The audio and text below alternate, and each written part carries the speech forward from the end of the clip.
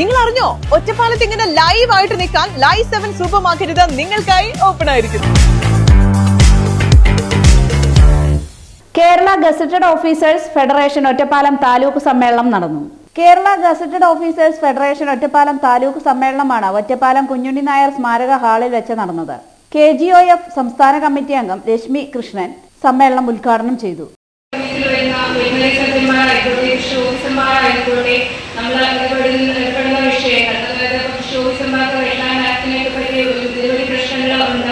അതുമായി സമാനമായ പ്രാധാന്യമുള്ള എല്ലാ വിഷയങ്ങളിലും ക്ലാസുകൾ എടുക്കുന്നതിനും അത് താലൂക്ക് തലത്തിലായാലും ജില്ലാ തലത്തിലായാലും ക്ലാസുകൾ എടുക്കുന്നതിന് എന്നും നേതൃത്വവും അവസരവും എല്ലാം കേരള ഗസറ്റഡ് ഓഫീസേഴ്സ് ഫെഡറേഷൻ നൽകിയിട്ടുണ്ട്.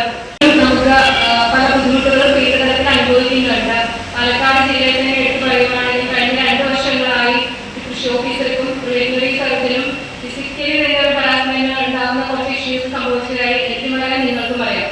അവിടെ എല്ലാം KGOF എന്ന നമ്മുടെ സ്വന്തം സംഘടന എന്ന് തന്നെ പറയാം കൂടെ ചേർത്ത് നിർത്തിക്കൊണ്ട് തന്നെ അവിടെ എല്ലാ കാര്യത്തിലും പ്രൊട്ടക്ട് ചെയ്തിട്ടുണ്ട്. നിലവിൽ അവർക്ക് ഏറ്റവും നല്ല ഒരു സ്ഥലം തന്നെ ഔദ്യോഗിക ജീവിതത്തിന് KGOF വഴി നൽകാൻ സാധിച്ചിട്ടുമുണ്ട്. KGOF taluk president doctor Sujith MS അധ്യക്ഷത വഹിച്ചു. ഡോക്ടർ അരുൺ രാജ് രക്തസാക്ഷി പ്രമേയവും ഡോക്ടർ ചിത്രിമ ശീതൾ അനുശോചന പ്രമേയവും അവതരിപ്പിച്ചു.